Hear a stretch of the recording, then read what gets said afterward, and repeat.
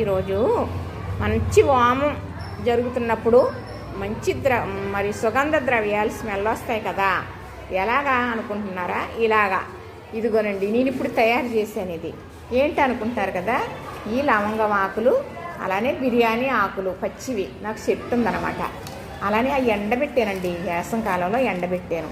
మనం దేవుడి దగ్గర పువ్వులు, మల్లెలు, మల్లలో, జాజులు, విరజాజులు, గులాబీలు, చామంతులు ఎండబెట్టుకున్నాను. ఇవి చక్కగా ఎండిపోయినాయి కదా, మిక్సీ పట్టేసాను. ఇదిగో ఇందులో సాంబ్రాయిని కలిపాను కదా, అలాగే క్రొక్కూరం బిళ్ళలు కూడా కలిపాను. ఇలాగ పొగ వేసేసాను. మరి ఎండబెట్టుకున్న పచ్చాకులు మాకు లేవు కదా అనుకుంటారు కదా, బిర్యానీ ఆకులు మనం కొనుక్కుంటాం కదా బిర్యానీకి, ఇంట్లో లవంగాలు ఉంటాయి కదా, వేసి మిక్సీ పట్టేసుకోవడమే. ఇలా పొగేసుకుంటే మంచిగా మన ఇల్లంతా సుగంధ స్మెల్ వస్తుంది. దోమలు, ఈగలు, పురుగులు, పుట్లు రావండి. పిల్లలకు కూడా చాలా మంచి